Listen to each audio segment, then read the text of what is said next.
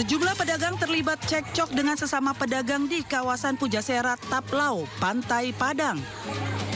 Kericuhan ini terjadi saat penertiban oleh petugas Satpol PP Kota Padang. Mereka cekcok lantaran menganggap penertiban yang dilakukan oleh petugas tidak merata, sehingga terjadi keributan antar pedagang. Bahkan salah satu pedagang terpaksa harus digotong dan diamankan oleh petugas karena mengamuk hingga jatuh pingsan. Penertiban di kawasan ini dilakukan lantaran sejumlah warung kaki lima didirikan di lokasi yang dilarang untuk berjualan. Akibatnya, petugas melakukan penyitaan gerobak milik pedagang dan merobohkan bangunan liar yang didirikan tanpa izin. Pada hari ini melakukan kegiatan pengawasan sekaligus penertiban, dan pada saat itu juga kita sudah melakukan pemantauan terhadap pedagang kaki lima yang berada di lokasi tersebut yang seharusnya tidak diperkenankan untuk berjualan. Maka tapi melalui pemantauan kita terbukti adanya beberapa pedagang kaki lima yang masih memandang dan masih melakukan aktivitas berjualan di tempat yang tidak diperbolehkan, di tempat kita melakukan pengawasan dan penertiban tersebut. Pengawasan dan penertiban ini rutin dilakukan hingga usai Lebaran di sejumlah kawasan wisata Kota Padang. Dari Padang, Sumatera Barat, Budi Sunandar, iNews melaporkan. Pemirsa, salah seorang pembuat konten makanan atau food vlogger dilaporkan ke polisi karena dugaan pemerasan toko roti. Ya, kasus ini terjadi pada Desember 2024, pemirsa, di mana terlapor melalui kontennya menuduh pelapor memberikan roti basi ke anak panti asuhan.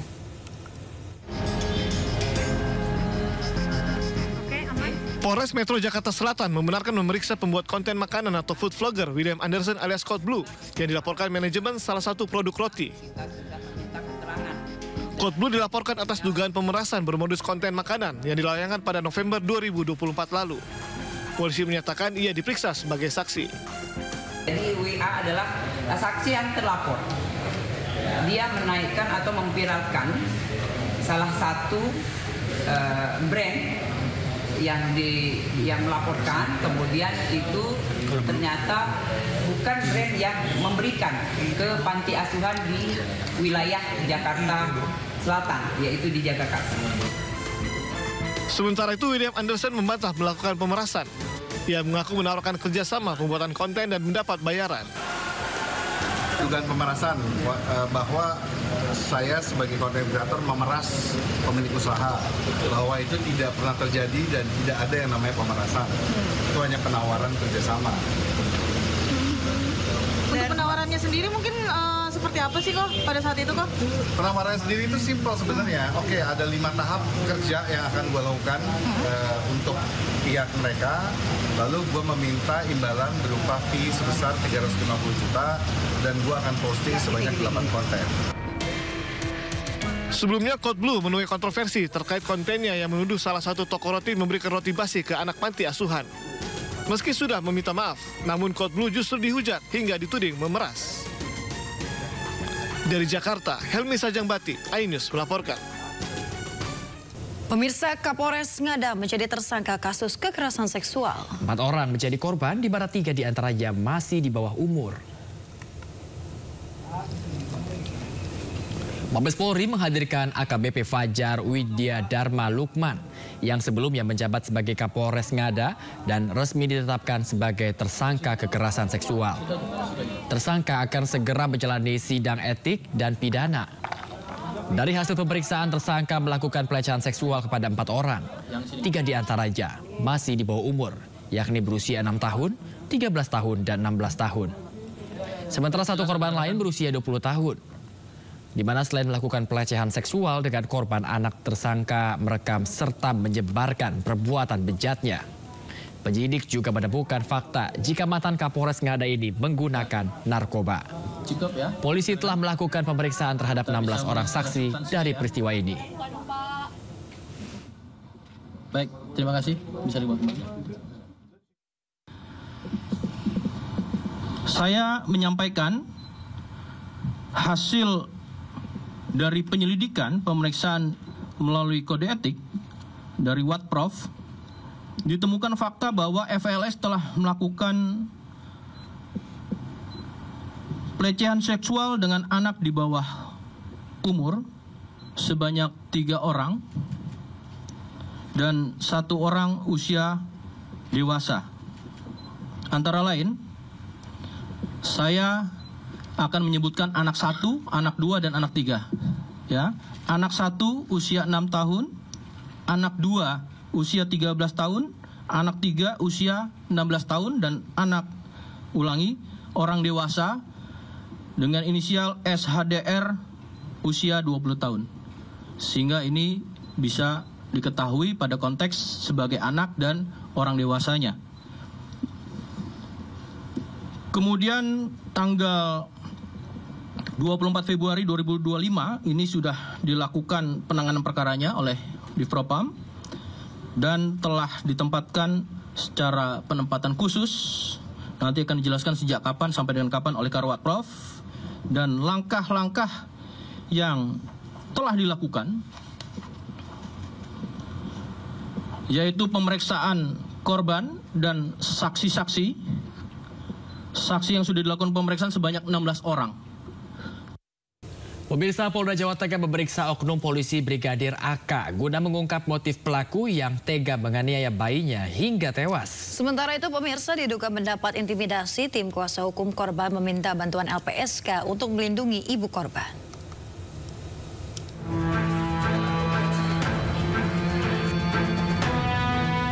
Penyidik Direktorat Reserse Kriminal Umum Polda Jawa Tengah memeriksa dan mendalami motif oknum anggota Intelkam Polda Jawa Tengah, Brigadir AK, yang tega menganiaya bayinya sendiri berusia 2 bulan hingga meninggal. Kini oknum polisi tersebut ditempatkan di ruang khusus selama 30 hari ke depan untuk proses pemeriksaan Divpropam.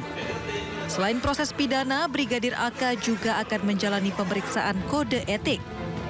Sementara itu, polisi sudah meminta keterangan dari 3 orang saksi, yaitu pelapor atau ibu korban, pihak rumah sakit, serta terlapor. Polda Jawa Tengah telah melakukan proses penyidikan terhadap dugaan dari anggota atas nama Brigadir AK yang telah menghilangkan nyawa seorang anak. Dan kemarin proses penyidikan sudah dimulai dan yang bersangkutan juga dilakukan proses kode etiknya. Dan dari kemarin juga yang bersangkutan sudah dilakukan penahanan di penempatan khusus selama 30 hari ke depan. Sebelumnya, Minggu 2 Maret 2025, korban NA dititipkan oleh pelapor DJ kepada terlapor AK di mobil saat ingin berbelanja ke Pasar Peterongan, Semarang, Jawa Tengah. Usai berbelanja, DJ kembali ke mobil dan mendapati kondisi anaknya dalam keadaan tidak wajar, sehingga dibawa ke Rumah Sakit Rumani, Semarang. Namun naas, sang anak meninggal sehari kemudian. Peristiwa tersebut kemudian dilaporkan DJ ke Polda Jawa Tengah 5 Maret 2025. Diduga mendapat intimidasi usai melaporkan kasus pembunuhan anaknya, DJ mendatangi kuasa hukum untuk meminta perlindungan. Pasalnya, korban tewas merupakan anak hasil hubungan gelap DJ dengan oknum anggota Intelkam Polda Jawa Tengah.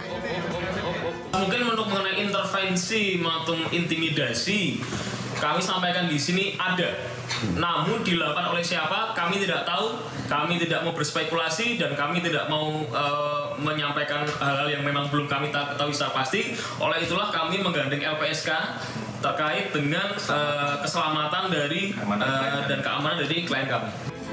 Untuk melindungi korban serta keluarganya, kuasa hukum meminta bantuan LPSK agar korban tidak mendapat intimidasi dari pihak yang dilaporkan. Dari Semarang, Jawa Tengah, Kristadi, iNews melaporkan. Pemirsa, pasca melakukan penyelidikan dan olah TKP, Polda DIY berhasil mengidentifikasi pelaku pembakaran 3 gerbong kereta api di Stasiun Tugu, Yogyakarta. Jajaran Ditreskrimum Polda DIY menangkap seorang pria terduga pelaku pembakaran gerbong kereta cadangan di Stasiun Tugu, Yogyakarta.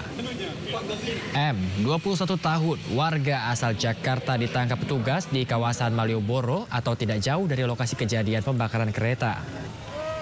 Identifikasi terduga pelaku dilakukan dari rekaman sejumlah kamera pengawas serta keterangan sejumlah saksi. Saat diperiksa diketahui M merupakan pemuda berkebutuhan khusus atau penyandang disabilitas sensorik. Sementara itu motif M melakukan pembakaran karena dirinya sakit hati dengan PT KAI yang kerap menurunkan dirinya dari gerbong akibat kedapatan naik kereta tanpa tiket. Kami telah memeriksa 3 gerbong kereta api yang terbakar. Kemudian hasilnya dengan beberapa rekaman CCTV dan hasil penyelidikan kami di lapangan, kami telah mengamankan dugaan pelakunya. Pelakunya atas nama M, berasal dari Jakarta. Kemudian yang bersangkutan menderita disabilitas sensorik atau tunawicara. Dari hasil pemeriksaan yang didampingi oleh juru bicara, pelaku sakit hati terhadap PT KAI karena yang bersangkutan sering melakukan pelanggaran dan diturunkan dari kereta api. Barreskrim Polri menetapkan 5 orang tersangka dalam kasus dugaan penyuntikan tabung gas LPG di Bogor, Bekasi, dan Tegal. Dari modus ini pemirsa, seluruh pelaku meraup keuntungan 10 miliar rupiah. Pemirsa, pengungkapan kasus bermula dari laporan di awal Maret mengenai dugaan penyalahgunaan LPG subsidi pemerintah. Adapun modus operasinya, para pelaku membeli gas LPG 3 kg secara masif di pengecer dengan harga subsidi. Kemudian para pelaku memindahkan isi gas LPG 3 kg tersebut ke tabung gas non-subsidi 12 kg. Pemindahan dilakukan dengan cara disuntik menggunakan alat regulator modifikasi dan es batu. Selama menjalankan bisnis culasnya hampir 2 tahun, para pelaku mendapatkan total keuntungan sebesar 10 miliar rupiah. Jadi mereka beli sebanyak-banyaknya di pengecer.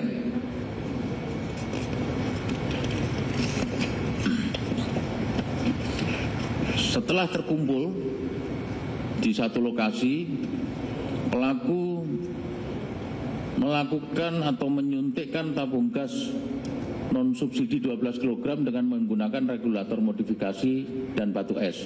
Jadi mulai dipindah dari tabung 3 kg ke tabung 12 kg. Kemudian untuk tabung 12 kg ini diisi 3 kg sebanyak 4 tabung. Tabung gas non-subsidi 12 kg hasil penyuntikan dijual ke masyarakat dengan harga non-subsidi serta isi tabung gas yang tidak sesuai standar atau kurang. Ini modusnya semuanya hampir sama seperti itu di TKP ini. Ini total keuntungan yang didapatkan, ya. Ini bukan kerugian negaranya, tapi yang kita ekspos adalah total keuntungan dulu.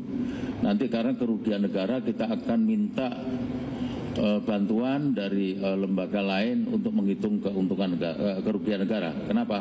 Karena ini sudah jelas terjadi kerugian negara.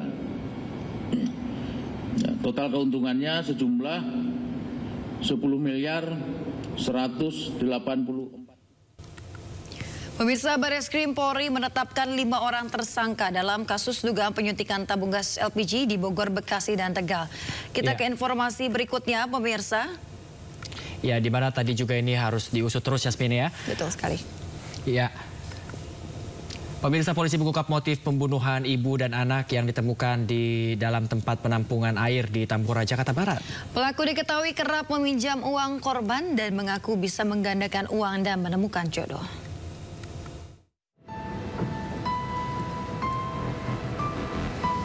Satreskrim Polres Metro Jakarta Barat mengungkap motif pembunuhan ibu dan anak yang ditemukan di tempat penampungan air di dalam rumahnya sendiri di Tambora, Jakarta Barat. Pelaku yang merupakan tetangga korban kerap berutang kepada korban sejak 2021 hingga 2025 dengan total utang mencapai 90 juta rupiah. Selain berhutang, pelaku juga menipu korban dengan iming-iming memiliki keahlian menggandakan uang dan menemukan jodoh. Sebagai tetangga dan sudah rutin meminjam uang sejak tahun 2021 hingga 2025 yang berjanji pelunasannya secara dicicil. Korban juga percaya kepada tersangka, kepada pelaku, bahwa pelaku ini memiliki kemampuan yang lebih, jadi bisa memberi nasihat spiritual untuk menyembuhkan seseorang. Kemudian juga mengaku memiliki teman bernama Kris Martoyo sebagai dukun pengganda uang. Juga mengaku kenal seseorang dukun pencari jodoh. Sebelumnya, polisi menangkap pelaku di Banyumas, Jawa Tengah. Pelaku yang mengelabui petugas dengan berpakaian gembel tertangkap di dekat Waduk Banyumas, Jawa Tengah. Diketahui pelaku seorang diri menghabisi nyawa kedua korban menggunakan benda tumpul. Dari Jakarta, Miftahul Gani, iNews melaporkan. Ya, pemirsa, KPK menetapkan 5 orang tersangka dalam kasus dugaan korupsi penetapan dana iklan oleh Kantor Bank Pembangunan Daerah Jawa Barat dan Banten atau Bank BJB. 5 tersangka tersebut meliputi 2 tersangka dari internal Bank BJB dan 3 pihak swasta. Komisi Pemberantasan Korupsi KPK menetapkan 5 orang tersangka dalam kasus dugaan korupsi penempatan dana iklan oleh Kantor Bank Pembangunan Daerah Jawa Barat dan Banten Bank BJB. 2 tersangka dari internal Bank BJB dan 3 pihak swasta. Dari internal Bank BJB masing-masing YR selaku Direktur Utama Bank BJB dan WH Pimpinan Divisi Corporate Sekretari Bank BJB. YR selaku Direktur Utama sudah mengundurkan diri dari jabatannya sebagai Dirut tak lama setelah KPK mengumumkan tindakan penyidikan di Bank BJB. Pelaksana Harian Direktur Penyidikan KPK, Budi Sukmo, menjelaskan Bank BJB menggandeng 6 agensi sebagai perantara dengan perusahaan media. Diduga ada perbuatan melanggar hukum yang dilakukan para tersangka dan berakibat pada kerugian keuangan negara lebih dari 222 miliar rupiah. Kami menemukan fakta bahwa lingkup pekerjaan 6 agensi ini ternyata hanya menempatkan iklan sesuai dengan permintaan Bank Jabar Banten. Serta kami temukan juga bahwa penujukan agensi ini dilakukan dengan melanggar ketentuan pengadaan barang dan jasa. Dalam perkara ini, KPK sudah menggeledah sejumlah tempat termasuk kediaman mantan Gubernur Jawa Barat Ridwan Kamil dan kantor BJB di Bandung. Sejumlah barang bukti dan dokumen serta deposito 70 miliar rupiah telah diamankan penyidik KPK.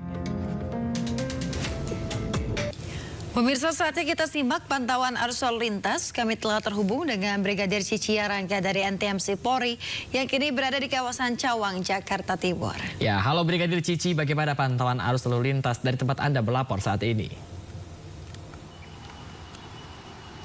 Ya, baik, terima kasih Bayu dan Yasmin. Pemirsa, mari kita pantau bersama perkembangan arus lalu lintas yang sudah mengalami penumpukan kendaraan, di mana saat ini tepat di kawasan Cawang Uki sudah terlihat adanya peningkatan jumlah volume arus kendaraan di belakang saya, tepat dari arah Jatinegara yang nantinya akan lurus menuju ke arah Cililitan melalui Jalan Maijen Sutoyo. Hingga saat ini sedikit terjadi perlambatan kecepatan kendaraan, terutama khususnya kendaraan-kendaraan yang akan berbelok ke kanan menuju ke arah Cawang ataupun ke arah Pancoran dan juga ke arah Kuningan. Terjadi adanya antrian traffic light yang cukup memanjang sekitar 200 hingga 300 meter ke belakang. Namun sampai dengan saat ini rekan-rekan kami yang bertugas di lapangan masih terus standby untuk melakukan pengaturan lalu lintas demi mengurai kepadatan yang terjadi pada sekitaran kawasan ini. Dan untuk kendaraan-kendaraan sendiri yang terlintas dari arah Dewi Sartika ataupun dari arah Cililitan yang nantinya akan berbelok ke kiri menuju ke arah Pancoran juga ke arah Kuningan, juga hingga saat ini terjadi penumpukan kendaraan di mana adanya antrian kendaraan yang cukup memanjang sekitar 300 hingga 400 meter ke belakang. Untuk itu dihimbau bagi para pengendara yang melintasi kawasan ini untuk tetap mengikuti arahan dan petunjuk dari rekan-rekan kami yang berada di lapangan. Dan khususnya bagi para pengendara sepeda motor, kami himbau untuk tidak melebihi kecepatan maksimal yang telah ditentukan dan juga antisipasi angkutan umum yang menaik turunkan penumpang, terutama angkutan busway pada sekitaran kawasan Cawang yang akan menuju nantinya ke arah Kuningan ataupun ke arah Pancoran. Dan untuk sampai saat ini kami terus menghimbau dan mengingatkan bagi para pengendara agar selalu mematuhi rambu lalu lintas dan juga mengutamakan keselamatan bersama demi meningkatkan keamanan dan kenyamanan saat berlalu lintas. Dan juga pemirsa, perlu kami informasikan bahwa berdasarkan data RSMS Korlantas Polri, angka kecelakaan lalu lintas yang kami terima selama 1 kali 24 jam di seluruh Indonesia bahwa telah terjadi sebanyak 211 kasus laka lantas dengan rincian 25 meninggal dunia, 34 luka berat dan 267 luka ringan. Dari 211 kasus laka lantas tersebut, 49% terjadi karena kecerobohan pengemudi. Untuk itu dihimbau terus bagi para pengemudi agar selalu berkonsentrasi saat berkendara, utamakan selalu keselamatan diri Anda pribadi, tetapi juga keselamatan bersama di jalan. Dan tentunya utamakan untuk mengikuti selalu peraturan lalu lintas yang telah tersedia di jalan. Dan pemirsa, untuk Anda yang ingin terus mengupdate bagaimana informasi-informasi arus lalu lintas terupdate, silakan hubungi call center kami di 1500669 ataupun melalui SMS center di 9119. Dan untuk mendapatkan informasi arus lalu lintas, Anda juga dapat mengunjungi website kami di korlantas.polri.go.id. Demikian Yasmin dan Bayu yang dapat kami laporkan langsung dari sekitaran kawasan Cawang Uki, Jakarta Timur, dan silakan kembali ke Anda di studio. Baik, terima kasih banyak Brigadir Cici Rangga atas laporannya dari kawasan Cawang, Jakarta Timur. Selamat bertugas kembali dan salam presisi. Pemirsa, penyidik Kejaksaan Negeri Jakarta Pusat menggeledah kantor Kementerian Komunikasi dan Digital (Komdigi) di Jalan Medan Merdeka Barat, Gambir, Jakarta Pusat pada Kamis siang. Ya, penggeledahan diduga terkait kasus tindak pidana korupsi pengadaan barang dan jasa, pengadaan pengelolaan Pusat Data Nasional sementara atau PDNS ini tahun 2020 hingga 2024 saat masih bernama Kominfo yang merugikan negara hampir 1 triliun rupiah.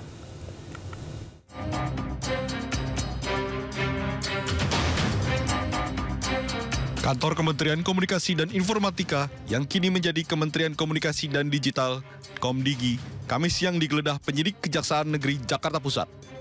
Penggeledahan diduga terkait kasus tindak pidana korupsi pengadaan barang dan jasa, pengadaan pengelolaan Pusat Data Nasional Sementara atau PDNS pada Kementerian Kominfo pada tahun 2020 hingga 2024. Menurut Kepala Kejaksaan Negeri Jakarta Pusat, Safrianto Suryat Putra, pada tahun 2020, pejabat Kominfo bersama dengan perusahaan swasta diduga melakukan pengkondisian memenangkan PT AL dengan nilai kontrak mencapai 60 miliar. Meski telah menghabiskan anggaran mencapai 1 triliun rupiah, tetapi pelaksanaannya tak sesuai dengan Perpres nomor 95 tahun 2018 tentang sistem pemerintahan berbasis elektronik.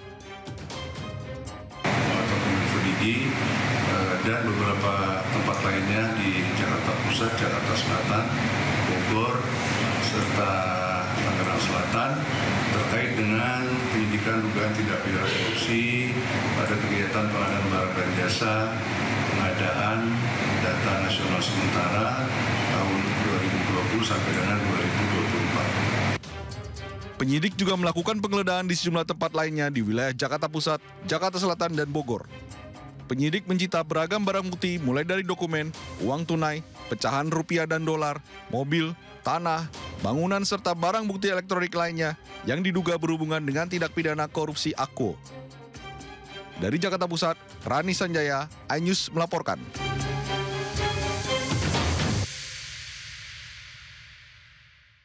Dan pemirsa, saat ini kami akan mengajak Anda untuk melihat ke DPR di mana sedang berlangsung yaitu sidang terkait minyak kita yang sempat dioplos. Salah satu penjual ada merek dengan minyak dengan merek lain dengan takaran yang kurang, kemudian harganya lebih mahal dan juga tidak barcode-nya tidak bisa dicek. Dan tidak ada kadaluarsanya. Nah, ini nanti kita minta pada perdagangan untuk menindaklanjuti temuan dari kami pada hari ini. Ya. Demikian. Padahal kemarin Menteri Perdagangan bilang katanya kalau pembeli sudah membeli minyak kita dengan ukuran di bawah 1 liter itu bisa dikembalikan dan diminta uangnya kembali. DPR gimana Pak? Ya bisa, tapi kan gimana udah digoreng. Udah dituang di plastik ini. Bagus dong. Pertanyaan lain? Ya. Kalau DPR mengontrol menjelang Lebaran ini seperti apa nih Bang? Karena banyak masyarakat yang mulai ada mulai krisis kepercayaan terhadap minyak ini. Bagaimana? Menjelang Lebaran mengontrol stok minyak. Iya, kita akan minta kepada Kementerian Perdagangan dan kita juga akan terus aktif memonitor aparat penegak hukum Satgas Pangan untuk aktif memonitor ke seluruh Indonesia supaya harga bisa tetap stabil dan juga kemudian tidak ada pengurangan volume. Demikian. Bang, dari Satgas Pangan sendiri sudah ada laporan belum daerah-daerah paling banyak ada indikasi pelanggaran penyakit ini? Sementara data yang masuk belum sempat kami periksa, kami akan lihat dan kami akan kemudian tindak lanjuti bersama dengan Satgas Pangan. Demikian. Bang Dasko, tadi yang kurang itu dari produsen apa Bang Dasko? Tadi merek Rizky, produsennya saya apa tadi? BKP. Berarti kurang dari 800. Satu kurang dari 800, harganya 16.000 dan kadaluarsanya tidak ada. Barcode-nya juga menurut teman-teman nggak bisa dicek. Demikian. Mengulang yang tadi di bawah tentang CPNS. Baik.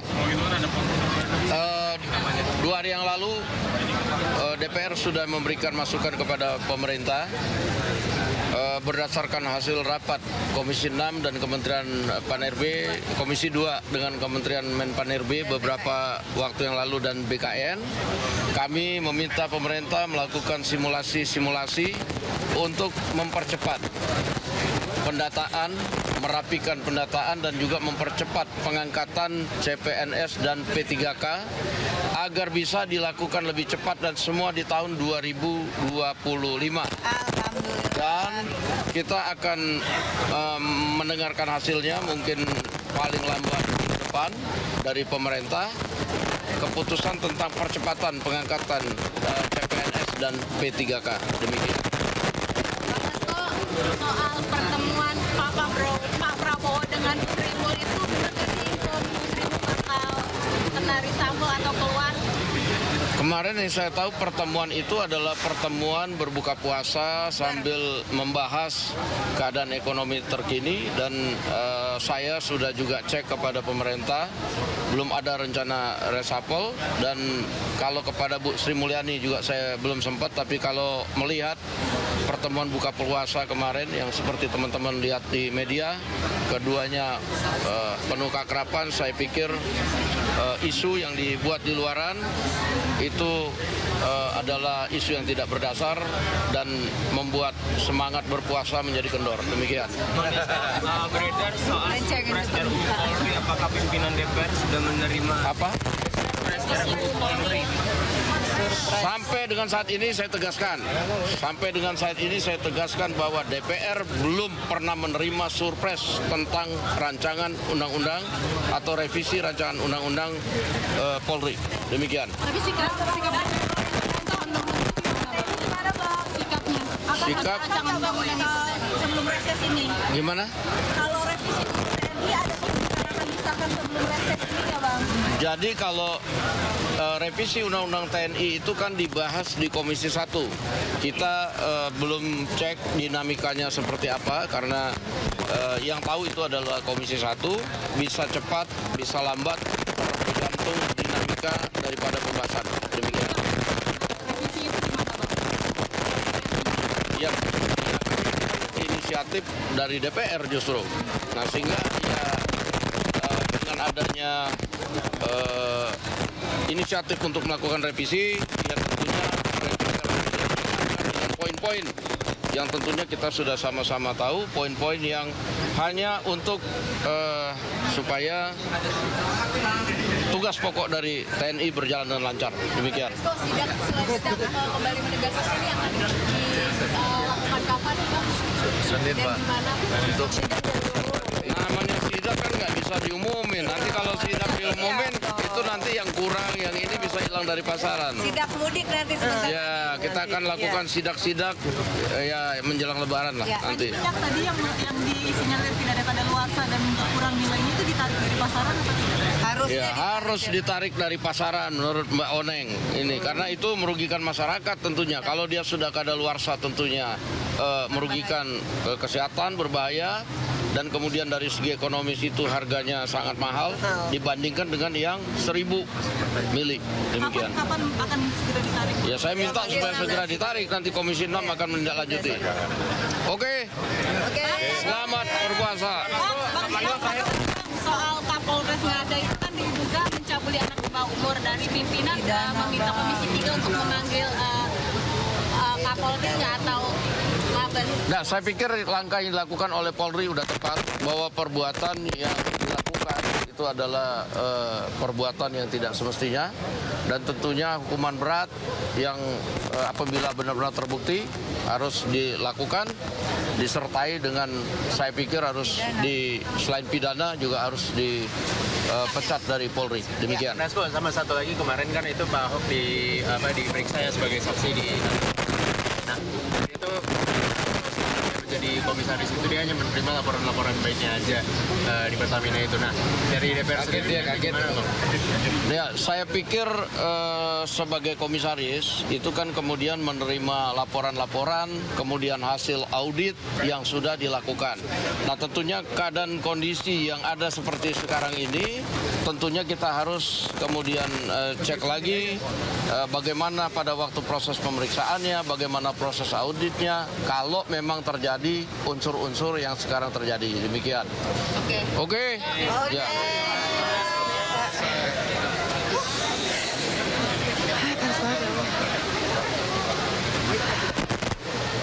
Ya itu dia ya bagaimana tadi DPR itu langsung sidak ya, bukan sidang ya tadi harus saya koreksi. Sidak langsung ke Pasar Keramat Jati terkait minyak kita yang memang belakangan ini kabarnya ini ada dicurangi. Bisa Betul sekali, itu. takarannya tidak sesuai dengan yang tertera di kemasan. Tentunya selain dari DPR, sejumlah pihak juga sudah melakukan sidak ya. Salah satunya adalah Menteri Pertanian Andi Amran Sulaiman yang menyidak ke sejumlah pasar dan menemukan adanya produk minyak kita yang tidak sesuai takaran, dan itu kita harapkan bersama-sama agar segera oknum ya kita bisa katakan oknum ini dapat segera mendapatkan hukuman yang setimpal karena sudah membuat kepercayaan publik ini semakin berkurang begitu ya, terlebih menjelang bulan Ramadan di mana masyarakat ini sangat membutuhkan beragam macam jenis pangan, baik itu minyak goreng, kemudian juga gas dan lain sebagainya. Diharapkan bersama-sama semuanya dalam keadaan yang benar-benar tidak dicurang-curangi begitu ya Bayu. Betul sekali, karena kita juga sebagai news anchor juga membaca berita setiap hari. Ada saja berita-berita yang membuat mengelus dada seperti itu ya. Ada yang dicurangi, dioplos setiap hari aja, yang mana ini pastinya juga mengurangi rasa kepercayaan masyarakat kita. Kita harapkan juga para pejabat-pejabat di atas sana ini bisa turun langsung, senantiasa menjaga kepercayaan masyarakat untuk terus mengontrol. Tapi kita akan ke informasi berikutnya dulu, Yasmin dan pemirsa, di mana Majelis Hakim Pengadilan Tindak Pidana Korupsi menolak eksepsi atau nota keberatan mantan Menteri Perdagangan Tom Lembong. Ya, menurut Hakim pemirsa, dakwaan jaksa telah cermat dan lengkap terkait dugaan korupsi impor gula tahun 2015 hingga 2016.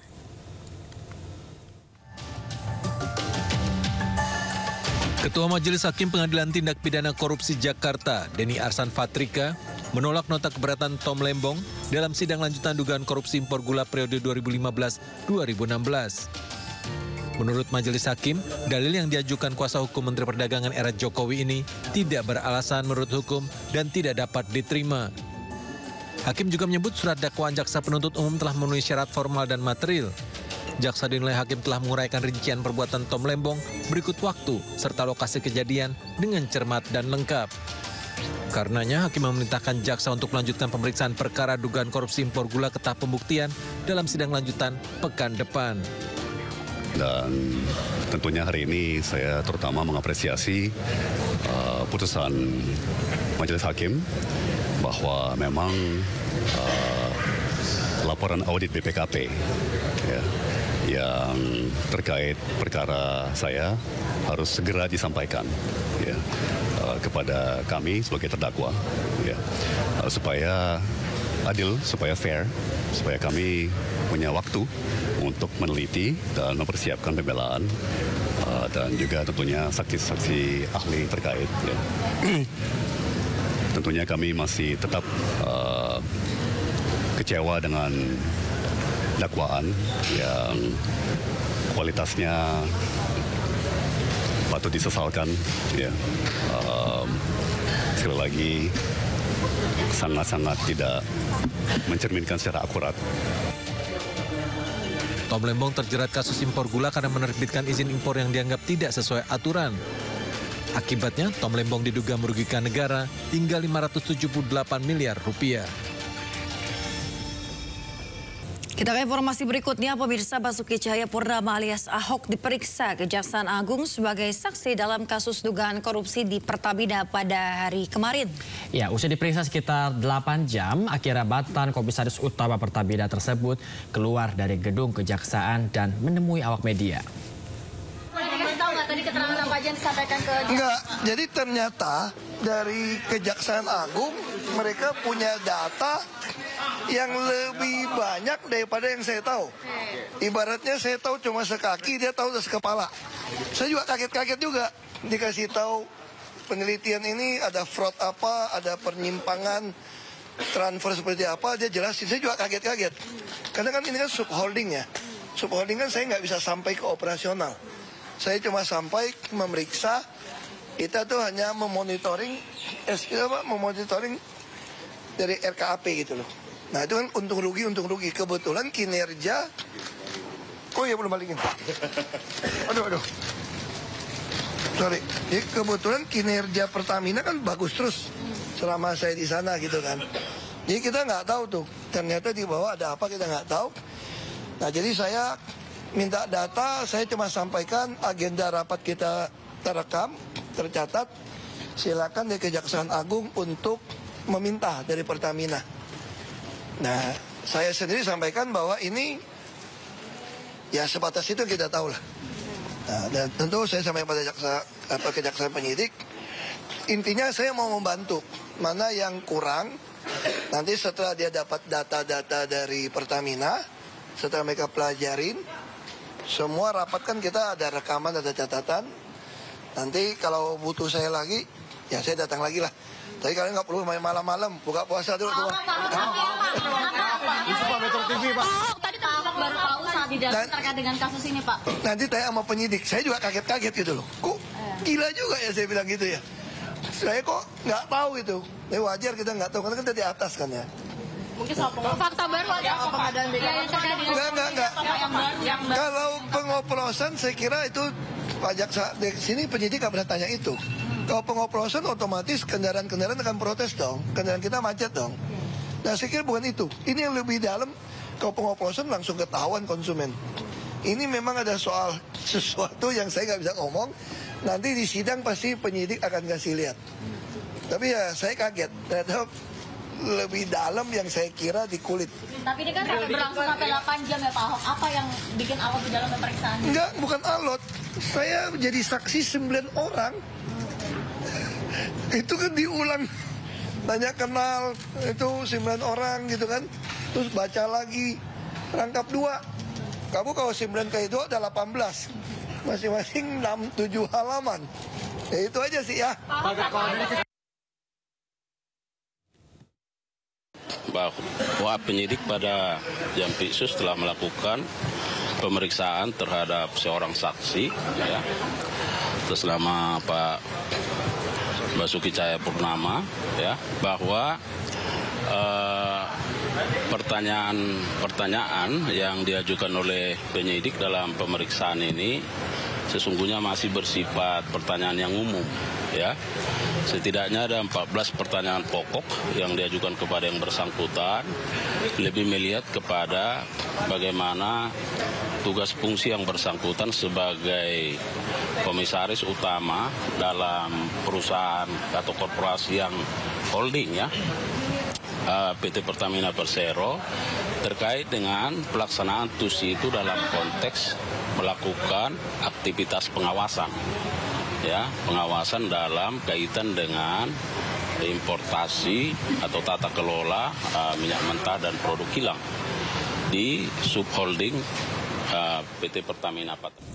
Pemirsa, puluhan warga Kabupaten Merangin, Jambi mendatangi SPBU Sungai Misang sembari membawa kendaraan yang mogok setelah mengisi Pertamax. Ya, usut punya usut, Pertalite dan Pertamax yang dibeli warga rupanya terdapat campuran air.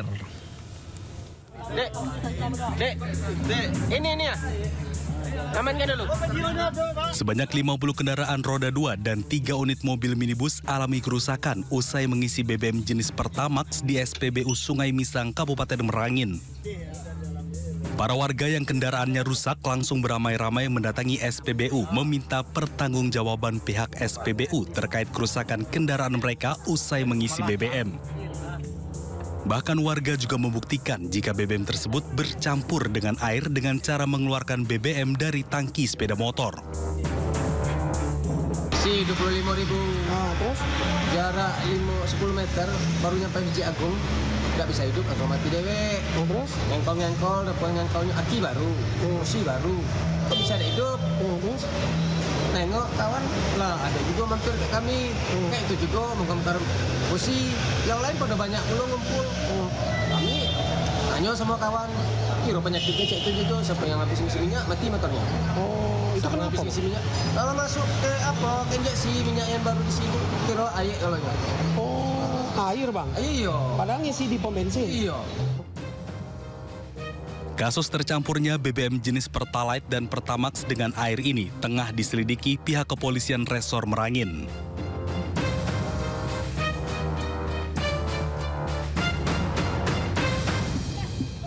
Pemirsa, untuk mengetahui informasi terkini terkait sidang perdana kasus suap Harun Masiku atas terdakwa Hasto Kristianto, kami sudah terhubung dengan rekan Syahreza Zanski yang kini berada di Pengadilan Tipikor Jakarta Pusat. Ya, selamat pagi Syahreza. Apakah Hasto sudah terlihat hadir di sana?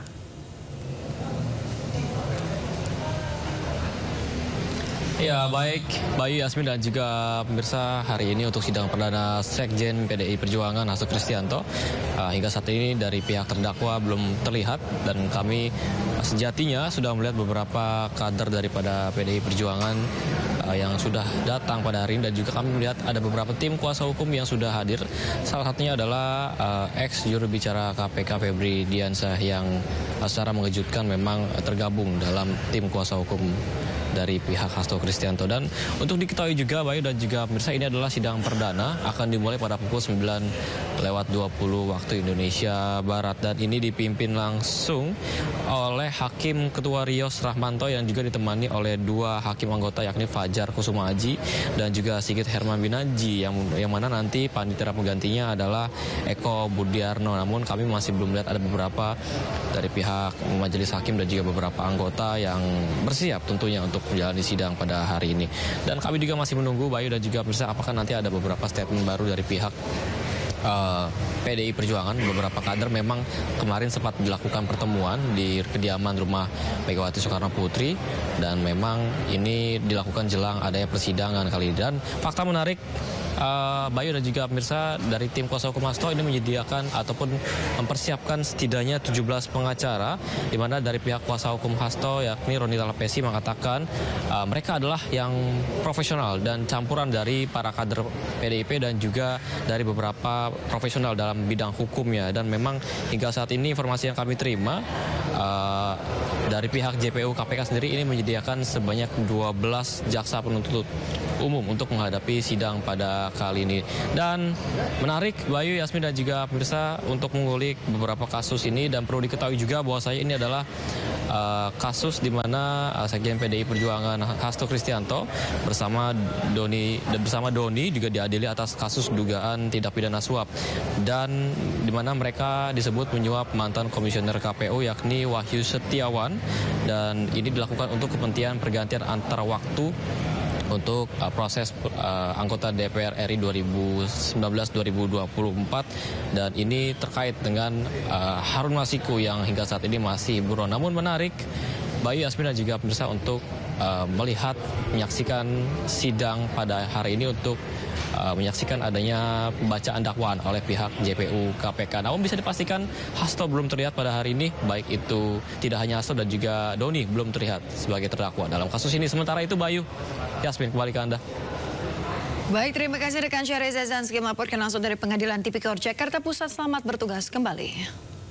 Ramainya informasi tentang takaran tak sesuai minyak kita membuat ibu-ibu di Jember, Jawa Timur ini akhirnya lebih memilih membeli minyak curah. Ya, meski harganya sedikit lebih mahal, Bayu dan juga pemirsa, tetapi takaran minyak curah sesuai dengan yang dibeli.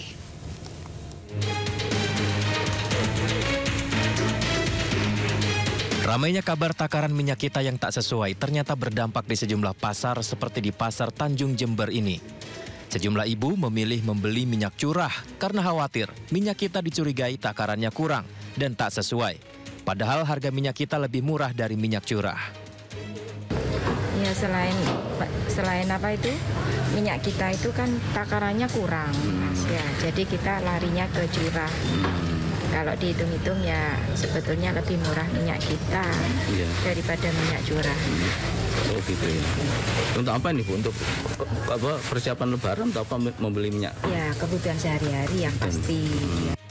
Sementara itu hal serupa juga terjadi di pasar tradisional Argosari Wonosari Gunung Kidul. Semenjak kabar takaran minyak goreng dikurangi, para pedagang mengaku mengalami penurunan omset.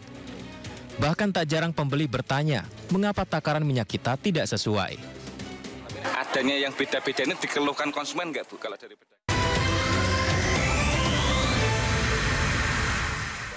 Sampah baik organik maupun organik yang ada di sini. Tadi disebutkan per hari sampai berapa gitu ya. Jadi terima kasih Pak sekali lagi kami lakukan proyek di pasar-pasar tradisional. Mungkin tidak hanya di Jakarta ya. Nanti kan Nusantara kita bilang. Jadi seluruh Indonesia kita pengen pasarnya bersih, rapi dan banyak sebenarnya di daerah-daerah yang sudah memulai ya. Jadi bisa tidak hanya untuk belanja tapi kita bisa sarapan, bisa ngopi itu enak gitu. Tapi kalau kotor kan nggak enak. Gitu Pak ya. Oke. Kasih ya.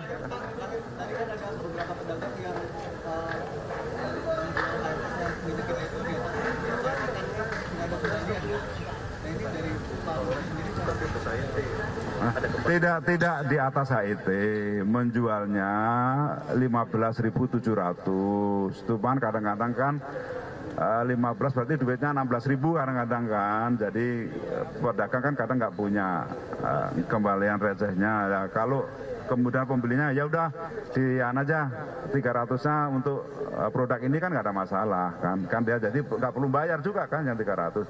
Artinya harganya tetap 15.700. Itu kan hanya proses transaksinya saja ya. Terima kasih Bapak.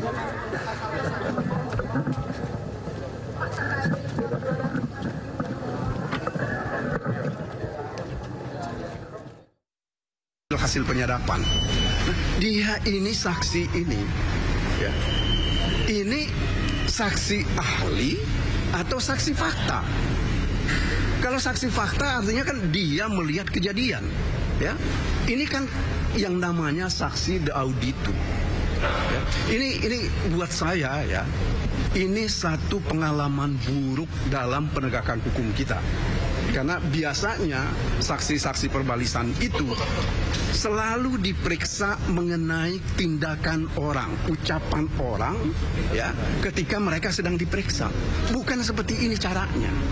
Jadi apa yang saya katakan, inilah cara-cara buruk yang dilakukan oleh KPK untuk merusak, ya, proses hukum yang sedang terjadi sekarang ini. Ini yang patut kita sesalkan.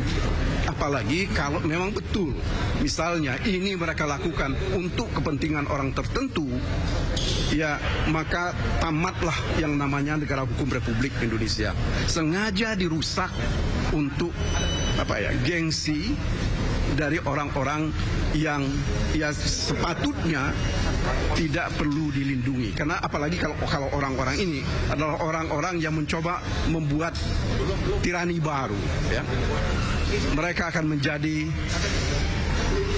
ya semacam kekuatan baru di dalam politik di negara ini. Ini tidak boleh terjadi seperti itu, ya. Apalagi kalau kita hubungkan dengan politik, pasti ini akan merusak seluruh sistem demokrasi. Ini saya kira yang saya bisa sampaikan kepada kawan-kawan. Terima kasih atas perhatiannya, nanti akan dilanjutkan oleh Febri. Gimana? Sebelum itu, ini kan tadi sudah dijelaskan panjang lebar ya, tapi pertanyaannya kemarin 2 kali mengajukan pra-peradilan saja gugur di Pengadilan Negeri Jakarta Selatan. Seyakin apa kubunya Mas Hasto ini untuk bisa memenangkan atau mencari keadilan di Pengadilan Tipikor ini? Terus yang kedua, itu soal kemarin kan teman Lebong sempat langsung ngajuin eksepsi.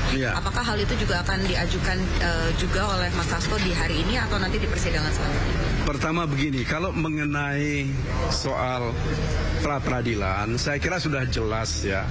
2 pra-peradilan ini yang sudah diputus, ya. Pertama karena tidak dapat diterima, sebab kita dianggap melakukan kesalahan administratif dengan cara menggabung 2 permohonan menjadi 1 permohonan.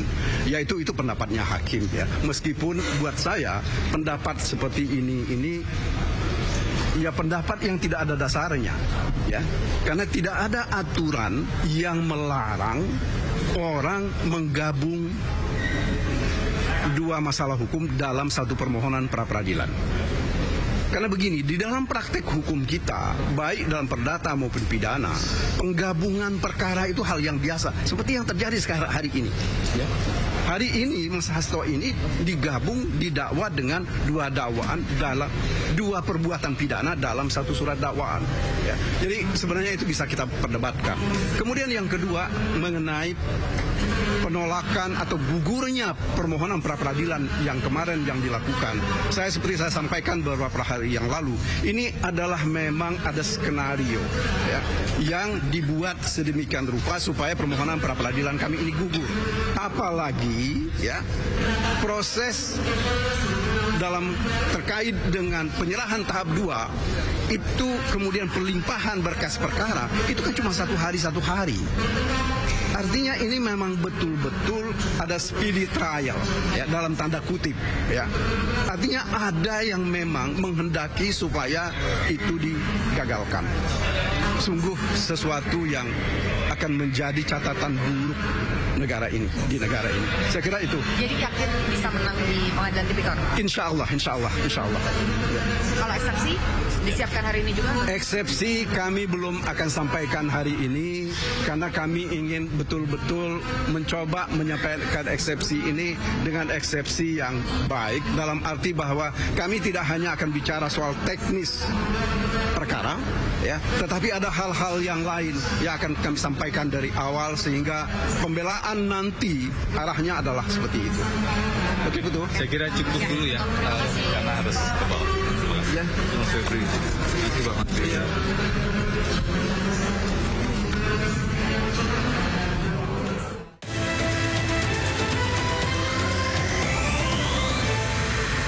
Kita ke informasi berikutnya pemirsa. MNC Life dan MNC Insurance menjalani kerjasama dengan Taeyang Culture dan Taeyang Trip untuk memberikan perlindungan finansial optimal bagi pelajar serta wisatawan yang berpergian ke Korea Selatan. Kolaborasi ini bertujuan untuk menghadirkan rasa aman bagi peserta kursus bahasa dan juga pelancong dengan produk asuransi yang sesuai dengan kebutuhan mereka.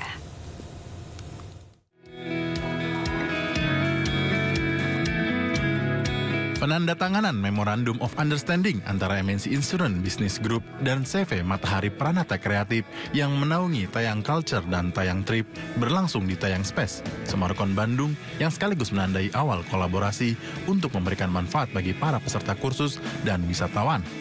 Melalui kerjasama ini, MNC Life menghadirkan perlindungan asuransi kecelakaan diri bagi peserta kursus hingga 1 tahun penuh. Dengan adanya perlindungan ini, peserta dapat belajar dengan nyaman tanpa khawatir terhadap resiko kecelakaan yang mungkin terjadi selama masa kursus mereka. Di sini MNC Life memberikan perlindungan asuransi kecelakaan untuk para customer Taeyang Culture. Seluruh peserta trip dari Taeyang Trip tidak perlu khawatir lagi karena tiket perjalanan dan semua biaya sudah termasuk asuransi perjalanan dari MNC Insurance. Ini suatu kehormatan bagi kami diundang oleh MNC Insurance Business Group, di mana kita dapat memberikan servis tambahan untuk para customer kita sehingga para customer kita yang sekedar hanya ingin belajar atau mengunjungi tempat kita ke sini atau bahkan ingin jalan-jalan bersama dengan Taeyang Trip, semua akan merasa sangat aman karena 100% diberikan proteksi oleh MNC Life dan MNC Insurance. Kerjasama ini merupakan bagian dari komitmen MNC Insurance Business Group dalam memberikan perlindungan menyeluruh bagi masyarakat. Dari Bandung, Jawa Barat, Mujib Prayitno, iNews melaporkan. Kementerian Keuangan melaporkan anggaran pendapatan dan belanja negara 2025 mengalami defisit sebesar 30 triliun rupiah lebih. Defisit dialami saat APBN baru saja 2 bulan berjalan. Baru 2 bulan berjalan, Kementerian Keuangan melaporkan anggaran pendapatan dan belanja negara 2025 mengalami defisit sebesar 30 triliun rupiah lebih. Defisit ini dialami saat APBN baru saja 2 bulan berjalan. Menteri Keuangan Sri Mulyani menyebutkan APBN mengalami defisit hingga 31,2 triliun rupiah sejak awal Januari hingga Februari 2025. Defisit ini dikarenakan belanja negara pada 2 bulan pertama menembus 348,1 triliun rupiah. Dengan rincian belanja pemerintah pusat mencapai 211,5 triliun rupiah, sedangkan sisanya 136,6 triliun rupiah disalurkan dalam bentuk transfer ke daerah. Sementara itu pendapatan negara hingga Februari 2025 menyentuh 316,9 triliun rupiah atau 10,5% dari target. Rinciannya, penerimaan pajak 240,4 triliun rupiah serta penerimaan negara bukan pajak PNBP sebesar 76,4 triliun rupiah. Lebih rinci, pendapatan dari perpajakan, yakni pajak yang mencapai 187,8 triliun rupiah dan bea cukai 52,6 triliun rupiah. Dengan pengeluaran yang lebih besar daripada pendapatan, APBN mengalami defisit hingga 31,2 triliun rupiah. Meski demikian, Menkeu menyebut proporsi defisit masih dalam target APBN. Menkeu juga menjelaskan ditundanya publikasi data kinerja APBN 2025. Dari total keseimbangan terjadi defisit 31,2 triliun rupiah untuk posisi akhir Februari atau ini sebesar 0,13 dari PDB. Saya ingatkan kembali kolom sebelahnya APBN didesain dengan defisit 616,2 triliun. Jadi ini defisit 0,13% tentu masih di dalam target desain APBN sebesar 2,53% dari PDB yaitu 616,2 triliun rupiah. Pemirsa, di acara peluncuran mekanisme baru penyaluran tunjangan guru ASN daerah, Prabowo Subianto juga sempat mengatakan geram dengan para koruptor yang maling uang negara. Iya, dirinya juga menyebut tidak akan gentar menghadapi para koruptor dan akan membuat penjara khusus koruptor di pulau terpencil agar koruptor tidak bisa kabur. Kan kunci daripada semuanya, tapi untuk pendidikan yang bagus kita perlu apa? Uang. Benar. Mencapai pendidikan tinggi tidak dengan omon-omon. Uang. Untuk itu kita harus pinter mengelola uang. Pinter, pandai, cerdas, handal, hemat, iya kan? Bagaimana pepatah ajaran orang tua kita? Hemat pangkal kaya. Nggak ada boros bisa kaya. Nggak ada bocor bisa kaya. Nggak ada negara yang korupsi gila-gilaan bisa kaya. Tidak ada. Korupsi menuju negara hancur.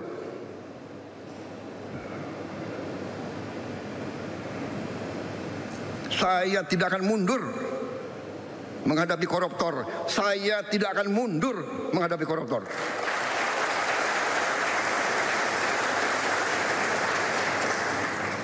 Mereka harus ngerti Saya ini siap mati untuk bangsa dan rakyat ini.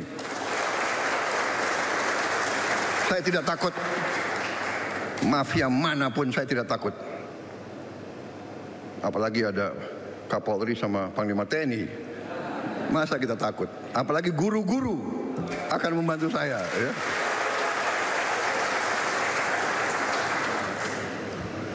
Saudara-saudara, koruptor-koruptor itulah yang buat guru-guru susah, dokter-dokter susah, perawat-perawat susah, petani susah.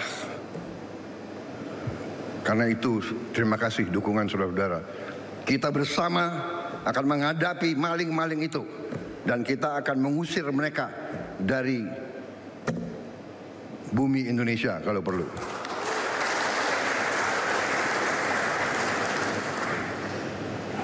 Saya nanti juga akan sisihkan dana, saya akan bikin penjara yang sangat,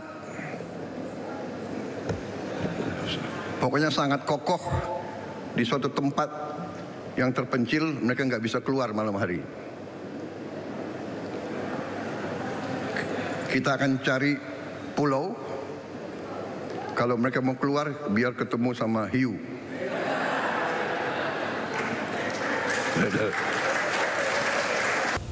Pemirsa, Anda ingin memperbaiki diri, diantaranya seperti yang satu ini, pemirsa, banyak sekali orang yang ingin memperbaiki diri dari kesalahan di masa lalu, di mana ratusan warga bertato ini menyerbu posko hapus tato gratis di kantor Balai Kota Jakarta. Iya.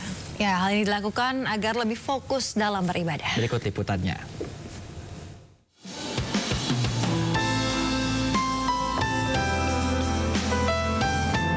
Keinginan kembali menata keimanan dengan menyempurnakan ibadah jadi alasan masyarakat pemilik tato datangi posko hapus tato gratis di kantor Balai Kota DKI, Jalan Medan Merdeka, Gambir, Jakarta Pusat. Banyaknya warga bertato ingin menghapus tato, membuat posko yang digelar Basnas Basis DKI ramai diserbu ratusan peserta. Sebelumnya para peserta harus menjalani pemeriksaan kesehatan untuk memastikan tidak memiliki penyakit menular. Hanya dengan 30 menit, tinta pada tubuh pun terhapus dengan metode laser. Penghapusan tato ini mereka bisa berhijrah.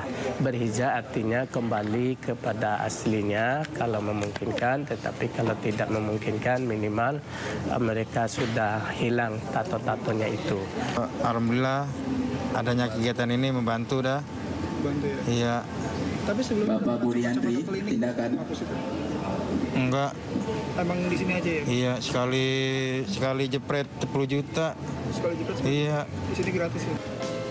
Selama bulan suci Ramadan, Basnas DKI menargetkan sebanyak 700 peserta hapus tato gratis yang digelar di 5 wilayah Jakarta selama 2 hari.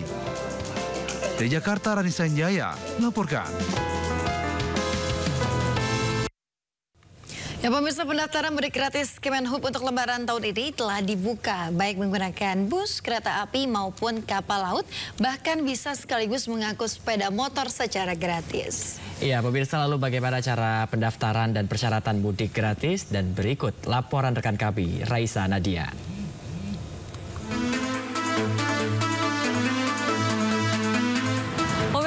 Gembira bagi Anda yang ingin pulang ke kampung halaman Lebaran nanti. Program Mudik Gratis Kemenhub sudah dibuka sejak 10 Maret 2025. Selengkapnya lewat infografis berikut. Kementerian Perhubungan menyediakan kuota yang cukup banyak untuk mudik gratis.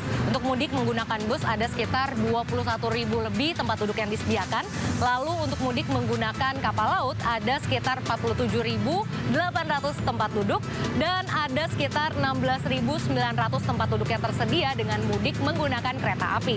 Selain itu ada fasilitas tambahan berupa pengangkutan sepeda motor gratis menggunakan bus ataupun kereta api. Mudik gratis dengan bus, kapal laut, ataupun kereta api, Anda bisa mendaftar secara online di situs resmi Kemenhub di nusantara.kemenhub.go.id. Setelah mengakses platform, Anda harus mengisi formulir secara lengkap dan benar, lalu mengunggah dokumen-dokumen yang diperlukan. Setelah itu Anda akan mendapatkan konfirmasi melalui email ataupun SMS. Jangan lupa cek status pendaftaran secara berkala ya.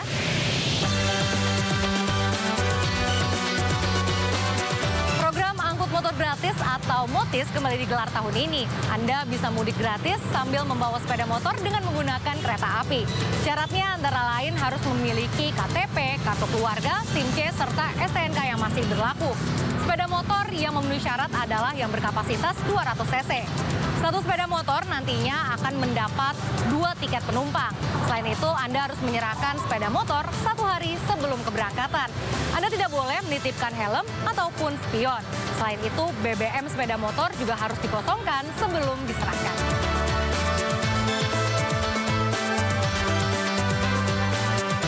Destinasi mudik gratis tersebar di 31 kota di Pulau Jawa dan juga Sumatera, seperti Yogyakarta, Surabaya, Semarang, Lampung, dan Palembang. Mudik gratis ini bertujuan agar mengurangi kemacetan dan agar perjalanan mudik aman dan nyaman. Dari Jakarta, Raisa Nadia Laksana melaporkan.